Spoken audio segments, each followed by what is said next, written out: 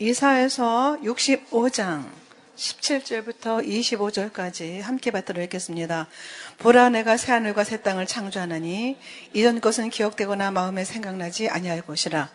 너희는 나의 창조하는 것을 인하여 영원히 기뻐하며 즐거워할지니라.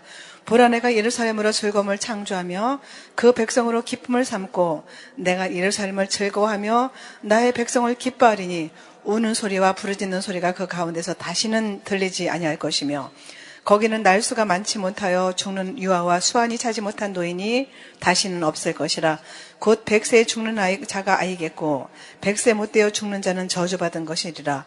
그들이 가옥을 건축하고 그것에 거하겠고 포도원을 재배하고 열매를 먹을 것이며 그들의 건축한 데 타인이 거하지 아니할 것이며 그들의 재배한 것을 타인이 먹지 아니하리니 이는 내 백성의 수완이 나무의 수완과 같겠고 나의 택한 자가 그 손으로 일한 것을 길이 누릴 것임이며 그들의 수고가 헛되지 않겠고 그들의 생산한 것이 재난에 걸리지 아니하리니 그들은 여호와의 복된 자의 자손이요 그 소생도 그들과 함께 될 것임이라.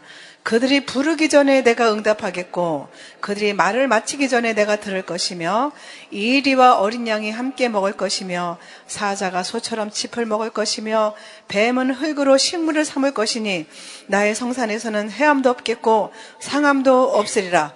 여호와의 말이니라. 아멘. 올해를 2026년을 맞지 않았으면 좋을 뻔했는데 2026년이 벌써 며칠 지났습니다.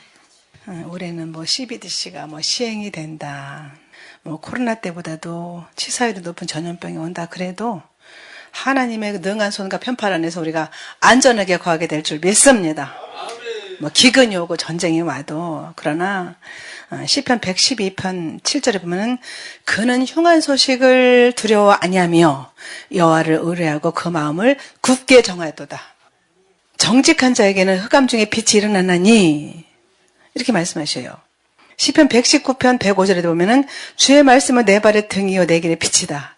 그러니까 하늘 빛이 돼서 우리 길을 인도하시는 것이에요. 시편 23편 4절에도 보면은 사망의 음침한 골짜기로 다닐지라도 예수를 믿은 옳다 인정함을 받은 사람에게는 두려움이 없다. 이렇게 말씀하고 계십니다. 어떤 흉한 소식이 와도 두려워하지 말라고 말씀하셔요. 우리 힘으로 할 수 있는 것이 없잖아요. 그러니까 믿는 자와 안 믿는 자는 똑같은 상황에서도 그 대하는 자세가 틀린 겁니다. 만약에 안 믿는 사람하고 똑같이 대한다면 믿는 게 무슨 의미가 있겠어요? 그러니까 하나님은 우리 피난처가 되시니까 우리가 요동치 않는다라고 시편 46편 1절 이하에 하나님은 우리의 피난처시오 힘이시니 환난 중에 만날 큰 도움이시라. 그러므로 땅이 변하든지 산이 흔들려 바다 가운데 빠지든지 바닷물이 흉룡하고 뛰놀든지 그것이 넘침으로 산이 요동할지라도 우리는 두려워 아니하리로다. 하나님이 성중에 거하심에 그러니까 기도하는 백성 가운데 계시는 하나님이시죠. 성이 요동치 아니할 것이라. 새벽에 하나님이 도우시리로다. 그러니까 걱정과 두려움과 불안이 몰려오면은 니주 들여다보지 말고 불안에 떨지 말고 오직 기도하라는 거예요. 너희는 가만히 있어. 내가 하나님 됨을 알지어다. 내가 열방과 세계 가운데 높임을 받으리라. 이렇게 말씀하셨어요. 그들이 부르기 전에 내가 응답하겠고 그들이 말을 마치기 전에 내가 들을 것이며 할렐루야. 이 말씀이 얼마나 힘이 되는지. 세상 사람들은 그런 모든 상황들을 보고 두려워 떨잖아요. 그런데 우리가 말을 마치기 전에 하나님께서 오냐 이렇게 응답하신다니 얼마나 감사해요. 끊임없이 쉬지 않고 기도하면은 하나님께서 그런 모든 상황을 반전시키거나 아니면 밀어주시거나 최소한도로 줄여주셔서 신부단장하는 사람들을 지켜주시고 그런 공경 가운데서 반드시 건져주실 줄 믿습니다. 그러니까 하나님을 의지하는 것이 믿음이고 힘든 상황을 기도로 맡기고 안전함을 얻는 것은 성도들의 특권입니다. 그래서 느헤미야서 8장 10절에 말씀하셨어요. 여호와를 의뢰하는 것이, 그러니까 하나님을 기뻐하는 것이 너희의 힘이다. 하나님이 기뻐하고 그 분을 온전히 의지하면은 그것이 우리의 힘과 능력이 돼서 세상을 이길 근간이 되는 거예요. 우리가 보여지는 환경, 시대적 상황, 조여오는 경제 위기 이런 것들이 문제가 아니라 내가 믿음 없는 것이 문제예요. 사실은 걱정하고 불안해하고 그게 진짜 문제죠. 하나님 우리의 피난처가 되어주신다고 말씀하셨습니다. 그러니까는 뉴스 보고 카톡 보고 막 심정 상하고 그런 거는 세상 사람들이 하는 거예요. 우리는 그런 일이 오면은 하나님 이런 상황 가운데서 예수님을 더욱더 의지합니다. 이러고 나가야 되는 겁니다. 그러면은 하나님께서 어느 시에 일하시는 것을, 하나님께서 우리를 위해서 일하시는 것을 보게 될 줄 믿습니다. 모르드게가 죽을 것 같았지만은 모르드게를 죽이려고 고가 50, 그러니까 23m 정도 되는 그런 장대를 준비했어요, 하만이. 그런데 그날 밤에, 죽이기 전날 밤에 그 아하수에로 왕이 잠이 안 오는 거예요. 그래가지고 옆에 있는 내시에게 역대일기를 가져와라. 그래가지고 역대일기를 보는 거예요. 역대일기를 보니까는 두 내시가 왕을 죽이려고 하는 것을 모르드게가 고발했다는 것을 알게 됐죠. 그래서 모르드게에게 무슨 상을 줬느냐 물어보니까는 아무것도 안 준 거예요. 알고 보니까는 하만이 모르드게를 죽이려는 그런 모든 계획을 다 알게 됐죠. 그래서 모르드게를 죽이려고 했던 그 하만과 그 10 아들들을 다 그 준비한 나무에다 달고 역전의 승리를 거둔 사실을 우리는 알고 있습니다. 우리들의 왕은 예수님이셔요. 세상에 그 어떤 왕도 할 수 없는 모든 일을 주관하시고 온 우주 만물을 통치하시고 주관하시고 온 우주 만물의 역사를, 우리 인간들의 역사를 주관해 가신 그 하나님이 우리에게 예수님을 보내셨고 그분이 우리의 왕이 되시니까 우리는 걱정하고 염려할 필요가 없는 겁니다. 마귀는 이미 사형 선고가 언도가 됐어요. 아직 사형 집행만 안 될 뿐이지 마귀는 곧 사형 집행이 될 거죠. 휴거 백성이 가고 나서, 그리고 7년의 혼인잔치가 있고 나서, 천년왕국이 진행되고 나서, 그리고 나서 마귀는 분명히 그렇게 떨어진다라고, 하나님의 심판 가운데 떨어진다라고 말씀하고 계십니다. 그러니까 예수님이 왕이시고 우리는 그분의 지체가 됐으니까 예수님의 이름으로 사단을 밟고 예수님을 선포하면서 끝까지 전진해서 승리하는 한 해가 되시기를 예수님으로 축복합니다. 우리 기독교 신앙은 끊임없는 전진과 도전을 요구합니다. 그래서 마귀는 계속해서 우리를 유혹하고 넘어지게 하고 현실에 안주하게 만들고, 여기에 속으면 안 되는 것이죠. 계속 그때마다 오뚜기처럼 일어나야 되는 거예요. 아무리 힘들고 어려워도 다시 일어서는 것이 예수 믿는 사람들의 합당한 도리인 것입니다.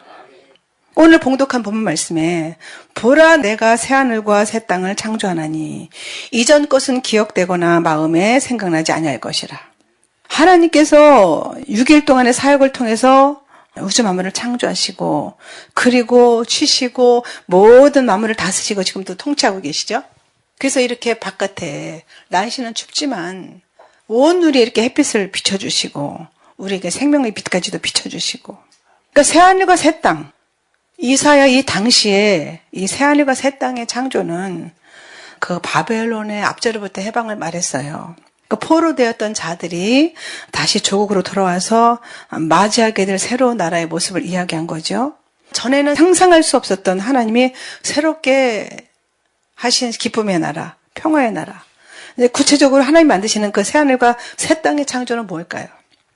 그런 포로되었던 이스라엘 백성들을 다시 돌이키셨던 것처럼 고난의 자리를 기쁨의 자리로 인도하시죠.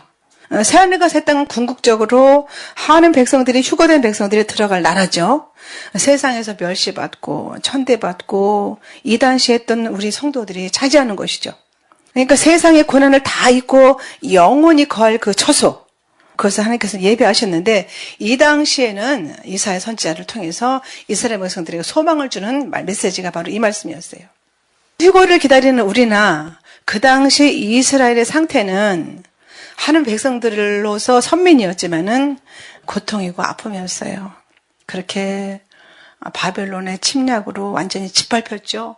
그래가지고 고관들의 자녀들 다 끌려갔고 빈민과 천민들만 남아서 그 폐허가 된 예루살렘을 지키고 있었어요.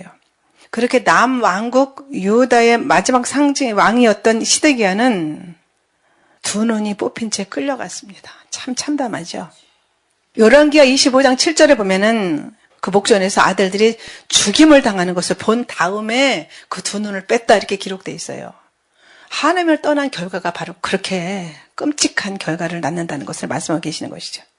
하나님의 임재의 상징이었던 그 예루살렘 성전은 다 불탔고 성벽은 다 무너져 내렸고 그 축복의 땅이라고 했던 그곳은 다 무너지고 황무지로 변했어요. 그리고 백성들은 그렇게 끌려가서 종살이를 했죠.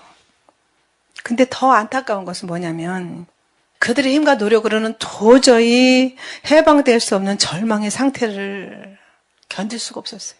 우리가 하나님의 선민이었는데 왜 이렇게 되었을까? 우리가 예수님을 믿는데 왜 내 상황이 이럴까? 똑같지요? 그러나 하나님의 사랑의 열심은 끝나지가 않습니다. 하나님은 마침내 우리에게 복을 주시기 위해서 우리를 지으셨고 예수님을 보내셨기 때문에 끝까지 만군의 여호와의 열심이 모든 일을 이루시리라 이렇게 말씀하셨습니다. 그러니까 바벨론을 멸망시킨 그 바사의 페르시아죠. 페르시아의 그 고레스 왕을 통해서 왕이 직접 명령을 내려가지고 이스라엘 백성들이 고국으로 돌아가서 성전을 재건하고 무너진 성벽도 재건하고 그런 일이 일어난 거예요. 꿈꾸는 것 같은 일이잖아요. 그러니까 절망의 자리에서 살고 있었던 하나님 백성들에게 기적 같은 일을 베푸신 거예요. 그것이 구약에만 있는 일이냐? 지금 우리에게도 역시 일어날 수 있는 줄 믿습니다. 이것을 믿는 것은 아주 중요해요. 하나님은 어제나 오늘이나 동일하신 하나님이라고 말씀하고 계시거든요.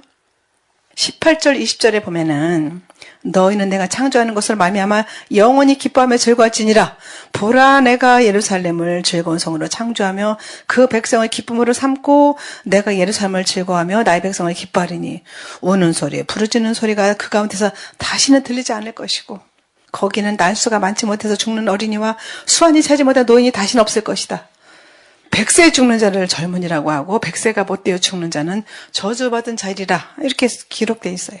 그러니까 하나님 베푸신 엄청난 역사 앞에서 백성들은 영원히 기뻐하면서 즐거워하는 거예요. 더 이상 우는 소리도 없어지고 부르짖는 고통의 소리도 들리지 않게 되는 거죠.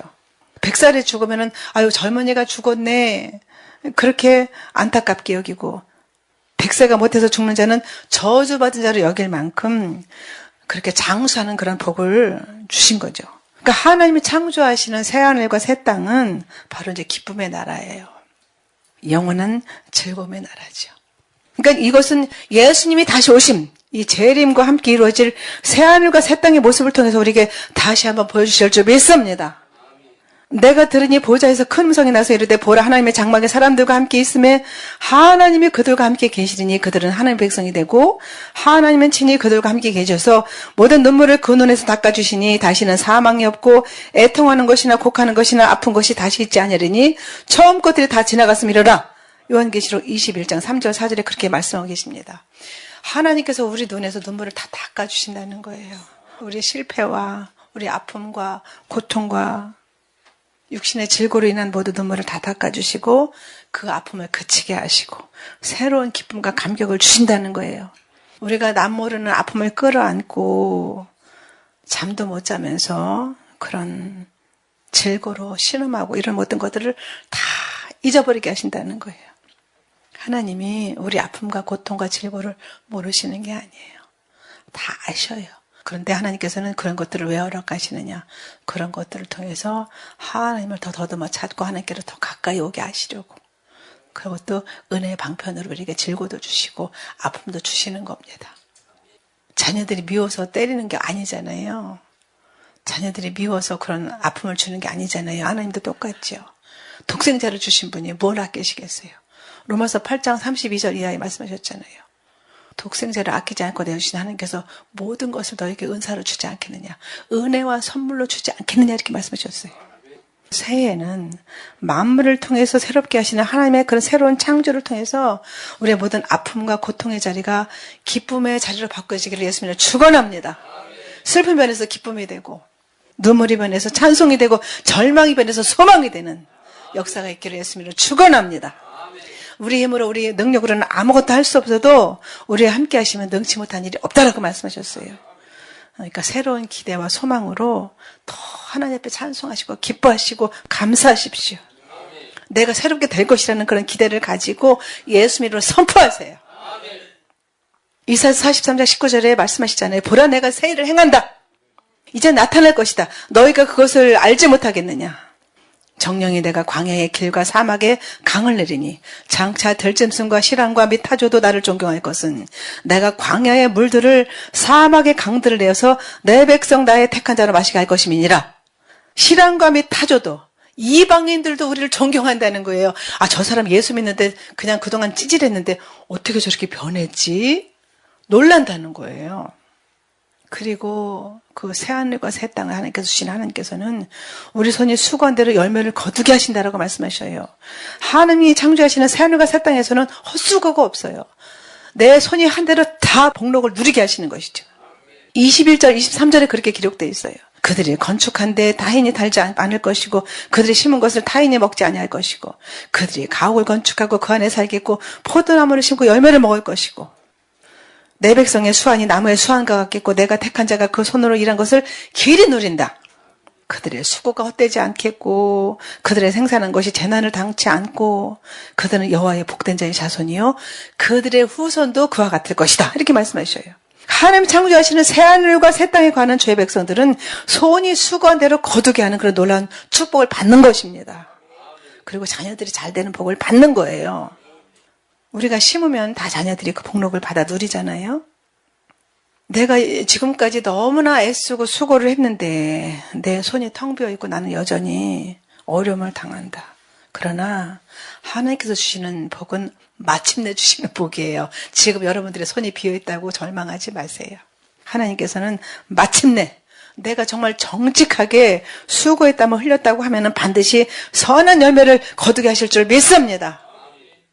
아브라함이 본토 아비의 친척집을 떠나라. 이러니까는 갈 바를 알지 못하고 나갔어요. 그런데 창세기 12장에 보면은 거기서 하나님께서 이제 상속할 씨와 약속의 땅에 언약을 주셨어요. 그래서 이제 50장까지 계속 이루어지잖아요. 그렇게 이어지는데 내가 너를 큰 민족을 이루고 내게 복을 주어서 내 이름을 창대케 하리니 너는 복의 근원이 될 것이다. 너를 축복하는 자에게는 내가 복을 내리고 너를 저주하는 자에게는 내가 저주하리니 땅의 모든 족속이 너를 인하여 복을 얻을 것이니라 하시니라. 이렇게 말씀하셨어요. 여러분들을 통해서 여러분들의 가족들과 부모님일지라도 여러분들을 통해서 복을 받는 역사가 일어날 줄 믿습니다. 그러나 약속을 받았는데 계속해서 자식이 없었죠. 그래서 하갈을 가져가지고 이스마엘을 낳았어요. 그런데 하나님께서 뭐라 그러셔요? 사라를 통해서 내어 쫓으래요. 그러니까 인간의 소견과 인간의 생각을 한 것은 다 하나님께서 멸하신다는 말씀하고 계시는 것이죠. 그리고 나서 사라의 태가 죽어서 90이나 됐어요. 경수가 끊어졌어요. 소망이 없어요. 그러니까 세상의 어떤 가망성, 인간의 상식으로는 완전히 소망이 없을 때 하나님의 일하심의 역사가 일어나는 겁니다.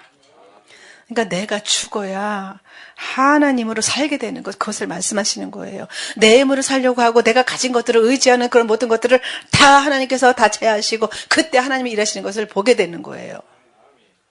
그래서 가진 것들이 많으면은 많이 교만해지기가 쉽잖아요. 누구나 다 그런 여지가 있죠. 근데 그런 것을 다 내려놓을 때 하나님께서 일하시는 것을 보게 된다고 말씀하시는 거예요. 귀신에 처소했던 그 본성, 그 본토를 떠나고 나니까는 아브라함이 죽을까봐 사레가 너무나 이뻐가지고서는 사람들이 이쁘다고 하니까는 내 누이라고 그랬어요. 그래가지고 바로왕에게 자기 아내를 뺏겼었어요. 그런데 하나님께서 그를 책망하셔가지고 이제 도로 찾기는 했지만은 그렇게 정말 아브라함도 그렇게 훌륭한 사람이 아니에요. 어떻게 자기 마누라라고 못하고 죽을까봐 내 누이라고 해가지고서는 왕한테 뺏겨요. 애굽까지 내려가서. 저는 그런 걸 보면은 제가 소망이 생겨요. 아브라함도 이렇게 찌질했구나. 저만 찌질한 게 아니라 아브라함도 이랬고 다 그랬구나. 그랬던 아브라함이 하나님 앞에 낮아지고 겸손해지면서 하나님께서 드디어 이삭을 주시고 그가 얼마나 큰 거부가 됐냐면은 집에서 길러가지고 연습한 자를 데리고 조카 롯을 구하러 가는데 몇 명을 데리고 가요? 318명을 데리고 가요. 318 더하면 12이죠? 예수님의 제자도 12이죠? 잘 생각해 보셔야 됩니다. 그러니까는 이삭이 출생하고 하나님 말씀을 붙잡고 성령으로 난자된 것. 그러니까 드디어 예수님이 오신 거예요. 그러니까 인간의 힘으로 인간의 손견으로 난 것은 다 하나님께서 40년 광야 생활 동안에 우리 인간들의 광야 생활 동안에 다 제하시고 우리를 그렇게 새롭게 빚으셔가지고 오직 예수님으로 살게 되는 그 비결, 그것을 배우게 하시는 것이죠. 그러니까 이삭을 통해서 우리는 이제 그 비결을 배우는데, 이삭은 아버지 아브라함의 그 믿음의 교훈을 통해서 하나님의 축복의 통로라는 확실한 정체성을 가지게 되었죠.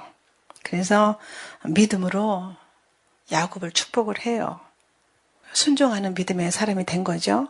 그리고 온유와 어떤 관용의 믿음을 가진 자로서 예수님을 예표하는 사람이죠. 그랄에 거주할 때 우물을 파면은 다른 사람들이 와가지고 우물을 메워버려요. 시기와 질투가 나가지고.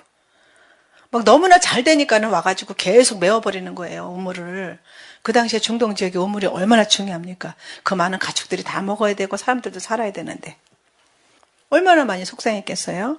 그래도 이삭은 다투지 않고 그냥 뺏긴 채로 놔두고 다른 지역으로 옮겨가지고 새 우물을 또 파요.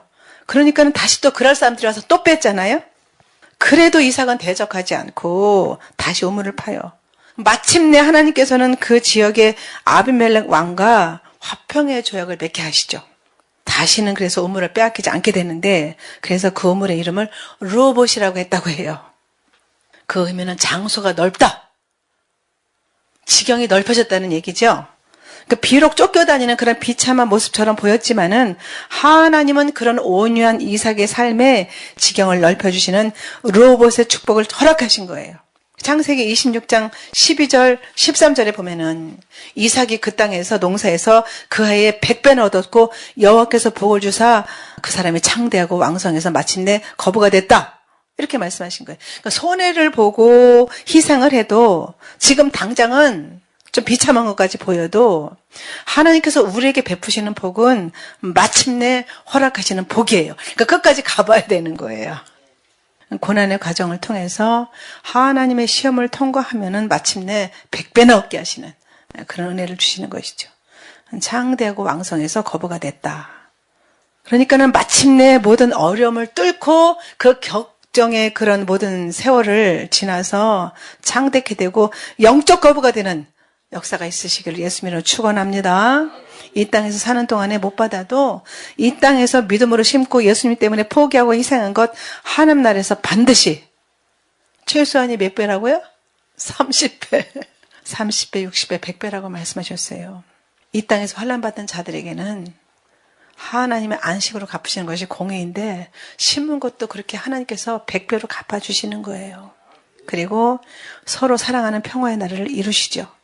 그러니까 하나님의 말씀하시는 것은 궁극적으로 평화와 안식을 말씀하시는 거예요. 보면 25절 말씀 보면은 이리와 어린 양이 함께 먹을 것이고 사자가 소처럼 짚을 먹을 것이고 뱀은 흙을 양식으로 삼을 것이니 나의 성산에서는 해함도 없겠고 상함도 없으리라 이렇게 말씀하셨어요. 이리와 어린 양이 어떻게 같이 살아요? 인간의 상식으로는 안 되죠.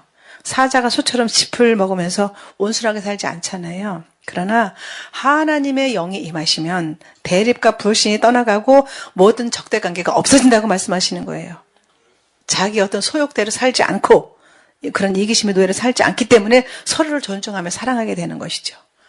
그래서 철이 철을 날카롭게 한다고 말씀하셨고 이 작은 우리 교회 같이 이렇게 작은 공동체 안에서는 모든 것이 다 드러나잖아요. 큰 교회에서는 그냥 한쪽에 앉았다 가면 모르는데 우리 같이 작은 교회에서는 다 드러나잖아요.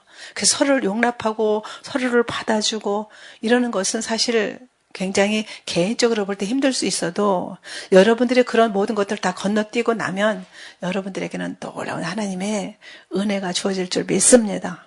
저도 죄 중의 길을 걸으면서 사람들에게 하나님께서 주신 것들이 너무나 많다 보니까 굉장히 많이 시기와 질투를 많이 받았고 특히 죄 종들이 저를 많이 질투를 많이 했어요. 제가 전도사로 있는데 목사님, 사모님이 저를 질투를 해가지고 성도들과 얘기도 못하게 하는 거예요. 너무 힘들었죠. 그래서 결국은 제가 이제 사표를 내고 그때 초등부 전도사로 있었는데 저에게 많은 은사들이 임하니까 이제 사모님이 저를 그렇게 이제 질투를 하셨는데 근데 제가 거기에 대해서 한 번도 말한 적이 없어요. 우리 교회에서도 지금도 마찬가지. 여러분들에게서 어떤 허물이 보이고 저도 역시나 허물이 많은 사람이지만 여러분들에게 많은 허물들이 보여도 제가 그때 말 안 해요. 제가 끌어안고 그냥 기도로 나가지요. 그런데 제가 말씀드리고 싶은 거는 제가 그런 아픔들과 그런 고통을 하나님께만 나가고 입으로 발설하지 않고 그것을 견디고 참았더니 하나님께서는 더 큰 것을 주시더라고요. 할렐루야. 엄청난 것을 많이 주셨어요. 막 영안이 열리고 막 이것이 보이고 저것이 보이고 하나님의 음성이 들리고 하나님의 놀라운 세계가 펼쳐지고 막 이러니까 제가 감당을 못할 정도로 그렇게 은혜를 주셨었거든요. 근데 그런 일들이 지금도 없냐? 지금도 있어요. 제가 이 요거는 나중에 얘기하도록 하겠습니다. 왜냐하면 제 자랑이 될까봐 그런 말씀을 드리는 거예요. 그러니까 세상에는 참된 안식과 평화가 없는데 우리 엘림교회 가운데 이 작은 공동체 안에 하나님께서 주시는 것은 위로와 평화 이런 것들을 하나님께서 주시기를 원하시는 거예요. 근데 인간의 힘과 노력으로는 참된 평화를 이룰 수가 없죠. 오직 평화의 왕이신 예수님께서 우리 가운데 좌정하시고 다스리셔서 우리를 통치하실 때 가능한 줄 믿습니다.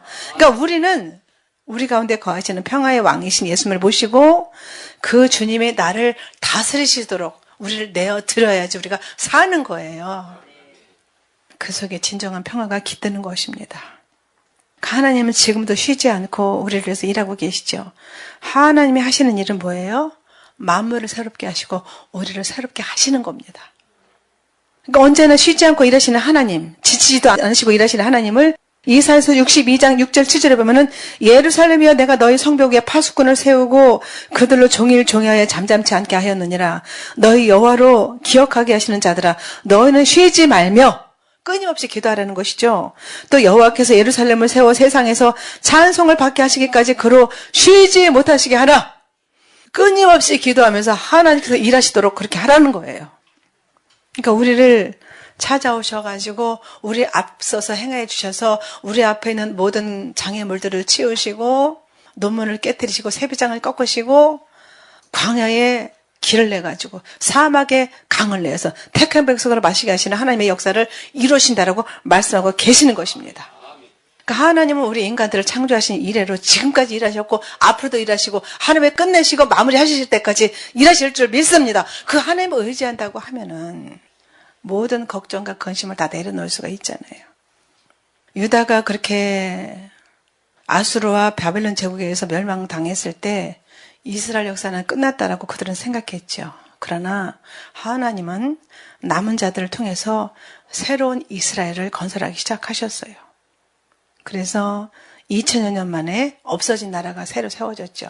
1948년 5월 14일에 이스라엘이 독립을 했습니다. 아모스 9장 15절에 내가 저희를 그 본토에 심으리니 저희가 나의 준 땅에서 다시는 뽑히지 않을 것이다. 이렇게 말씀하신 대로 아모스 9장 15절에 말씀하신 대로 그 말씀을 이루신 거예요. 하나님의 입에서 나오시는 말씀이 하나님의 때 하나님의 방식으로 다 이루어지는 것을 우리가 지금 보고 있잖아요. 예수님께서 십자가에서 달려 돌아가셨을 때 사람들은 말했을 거예요. 끝났다. 저분이 정말 메시아이고 하나님인 줄 알았는데 끝났네. 그랬을 거예요. 그런데 3일 뒤에 사망 권세를 깨뜨리시고 부활하셨어요. 그래가지고 새로운 기독교 역사가 시작이 됐고 바울이 로마에서 네로 황제에게 그렇게 순교를 당했을 때 이방 선교의 희망이 무참히 꺾인 것처럼 보였죠? 그러나 하나님은 기독교가 우리 한국 땅까지 오도록 역사하셨어요. 제가 선교 외국 선교사들 묘지에 가니까는 정말 눈물 나는 기록들이 너무나 많더라고요. 이 작은 나라에 선교사들이 얼마나 많이 와가지고 죽었는지 풍토병으로 죽고 1866년에 평양 대동강에 그 제너럴 셔먼호가 도착했잖아요. 그 젊은 토마스 선교사가 왔어요. 그런데 망나니를 보내가지고 그를 목을 치게 합니다. 그때 젊은 선교사가 한 장 한 장 쪽복음을 찢어서 던지면서 예수! 예수! 한국말을 부르니까는 예수 믿으시오들 못해서 예수! 예수! 그러면서 한 장씩 던지고 그리고 죽었잖아요. 근데 그것을 주워다가 벽에다 바르고 그 그분이 누워가지고 보니까는 그 하나님 말씀이 생명이 있어서 그곳이 교회가 되고 우리나라가 이렇게 복음이 여기까지 전해져서 이 작은 나라가 하나님의 놀라운 은혜를 받은 그런 나라가 됐잖아요.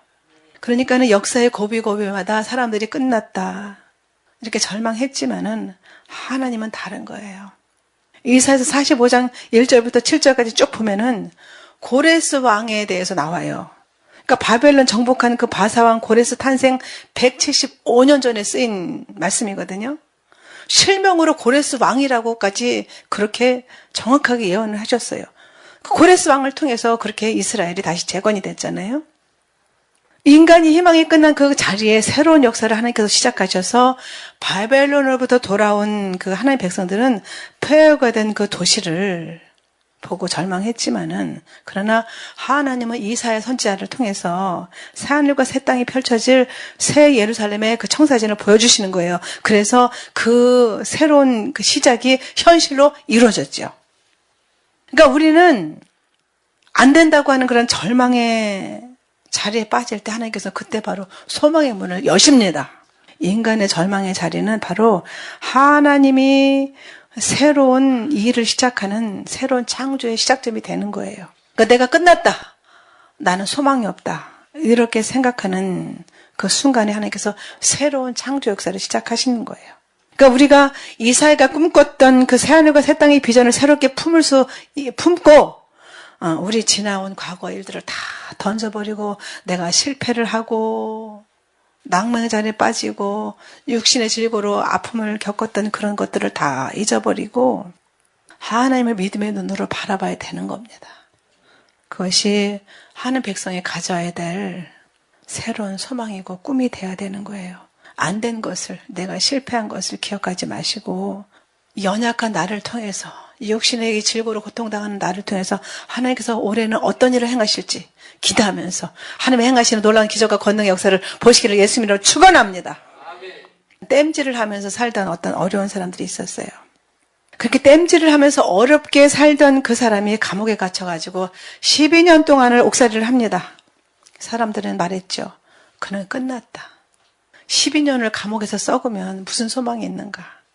그러나 그는 그 안에서 그렇게 생각하지 않았어요. 그런 시련과 그런 치욕의 그 순간이 하나님이 나를 통해서 새롭게 일할 시간이라고 굳게 믿었어요.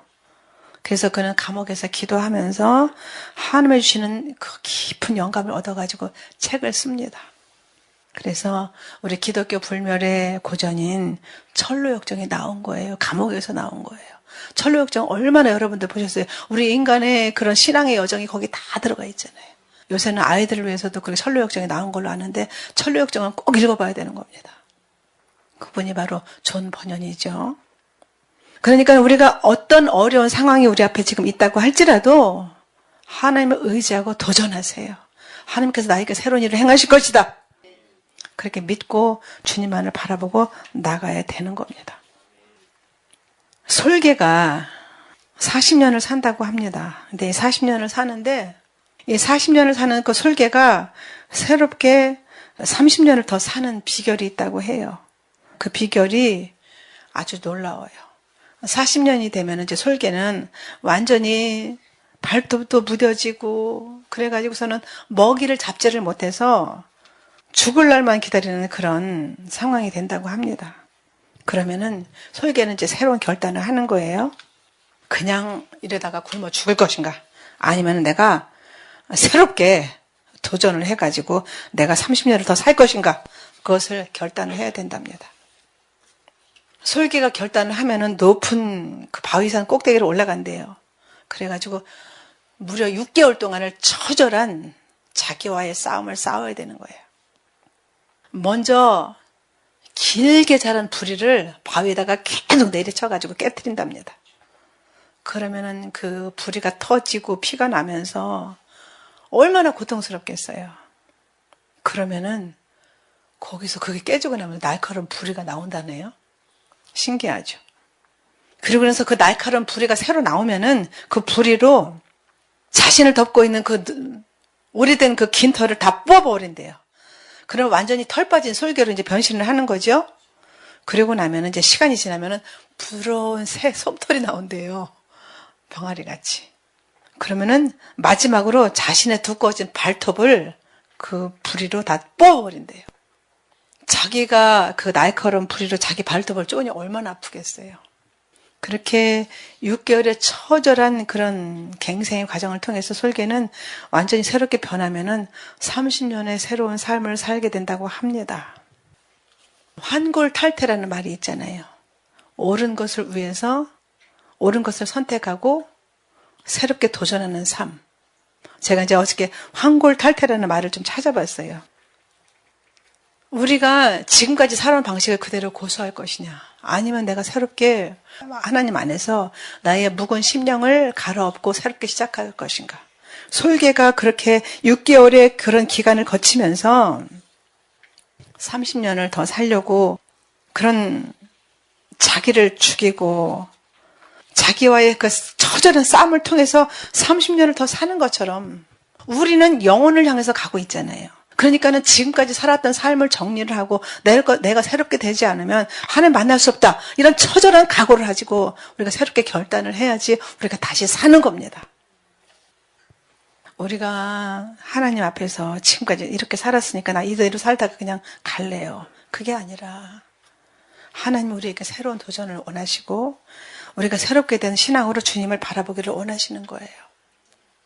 미물인 솔개도 그 30년을 더 살려고 그렇게 자기와의 그 처절한 싸움을 통해서 새로운 갱생의 시간을 거쳐가지고 하나님께서 주신 생명보다도 30년을 더 사는데, 우리 인간은 하나님께서 주신 지혜가 있고 총명이 있고 명철이 있잖아요. 그렇다고 하면 왜 못하겠어요? 누구나 다 할 수 있는 것이죠. 그 환골탈태하는 비결이 뭡니까? 우리의 소욕을 버리는 것이죠. 우리 옛사람을 버리는 것이죠. 내가 죽고 죽어서 하나님의 방법으로 사는 것, 그것을 선택하는 것입니다. 때로는 그것이 아프고 힘들 수도 있어요. 그러다 지금 여태까지 이렇게 살아왔으니까 이렇게 살래요. 사단은 계속 우리에게 말하죠. 너 하고 싶은 말 다 하고 살아. 왜 손해보고 살아? 왜 당하고 사냐? 억울한 거 다 말하고 살아야지.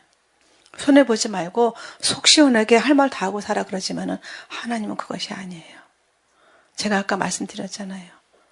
저는 다 말 못하고 살았다고. 어릴 때부터 그게 저의 습관이었을 수도 있지만은 저도 할 말 많아요. 하고 싶은 말 많아요. 본대로 다 말하고 싶어요. 그러나 말 안 해요.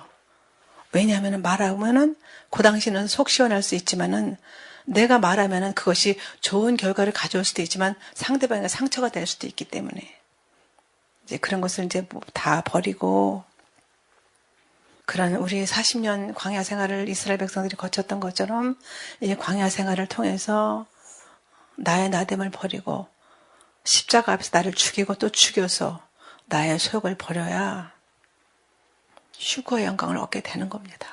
갈라디아서 6장 8절에 말씀하셨어요. 육체로서 심는 자는 육체로부터 썩어질 것을 거두고 성령으로서 심는 자는 성령으로부터 영생을 거둔다라고 그렇게 말씀하셨습니다. 성령으로 자기 소욕을 죽이면 반드시 휴거의 영광을 얻게 되는 겁니다.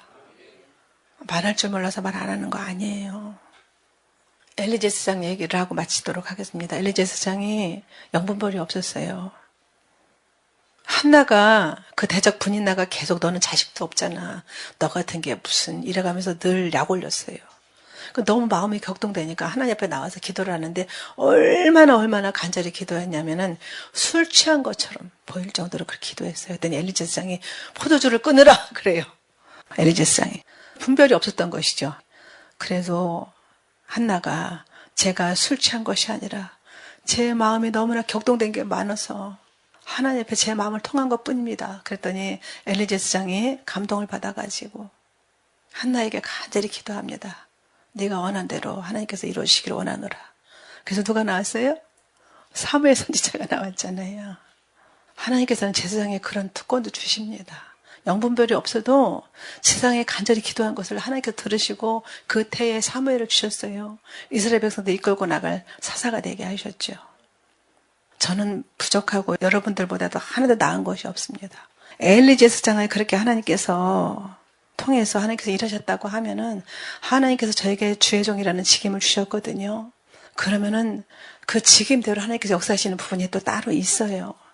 그러면 하나님께서 여러분들이 저를 또 신뢰하고 또 저에게 기도도 부탁도 하고 여러분들에서 축복하고 기도하면 여러분들이 기도하는 것도 하나님께서 응답하시지만 제가 기도하는 것도 하나님께서 다 들으시는 겁니다.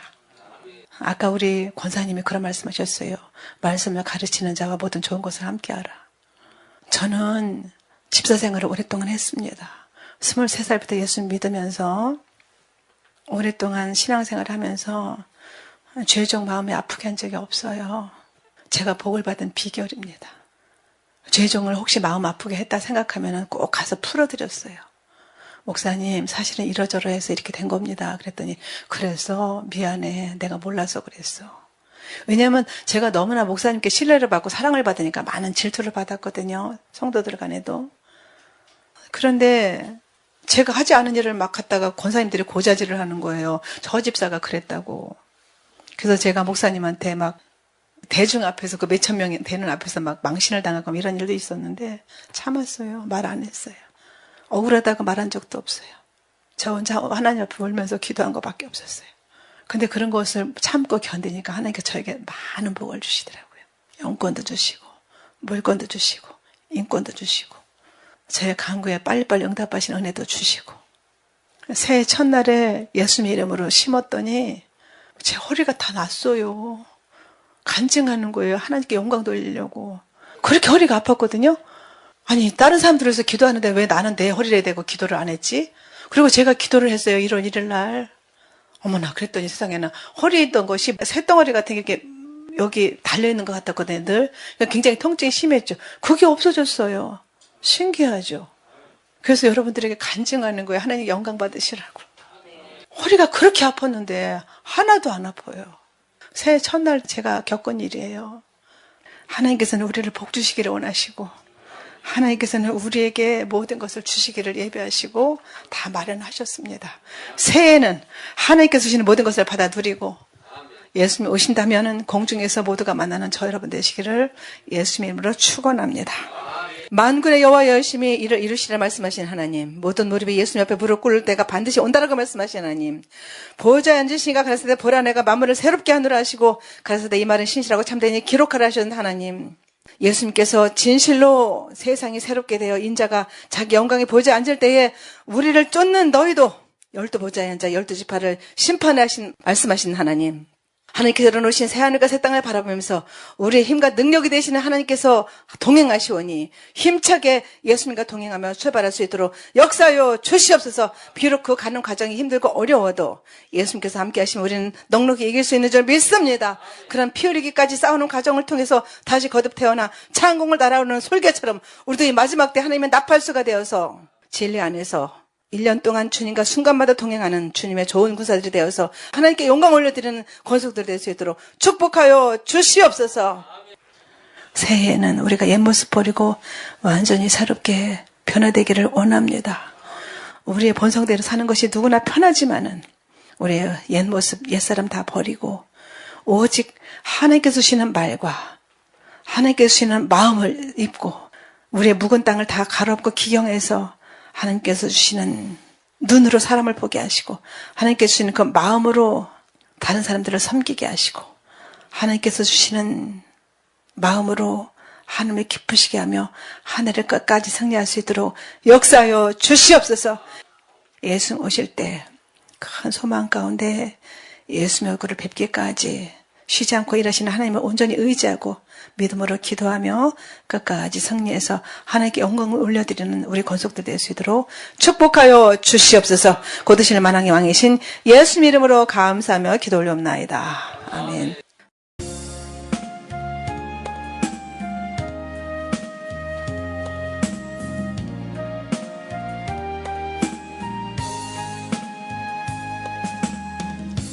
나의 남은 생에는 복음의 편지 되어 살리라. 나의 남은 생에는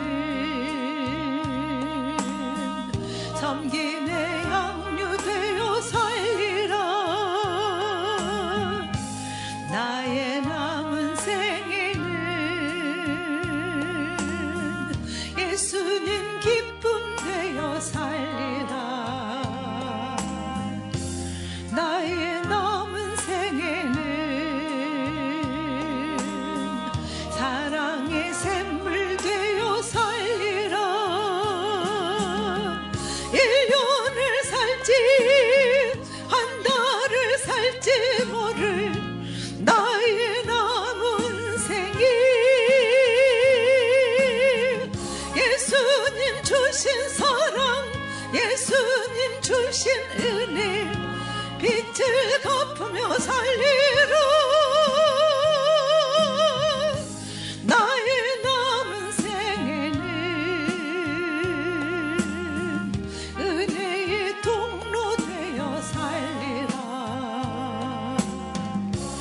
나의 남은 생에는 축복의 통로 되어 살리라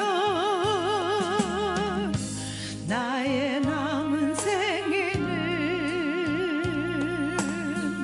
복 있는 사람으로 살리라 나의 남은 생에는 천백의 영혼으로 살리라 나의 남은 생에는 맡은 일 충성하며 살리라 나의 남은 생에는 행복한 전도자로 살리라 1년을 살지 한 달을 살지 모를 나의 남은 생일 범사에 감사하며 쉼없이 기도하며 예수님 뜻대로 살리라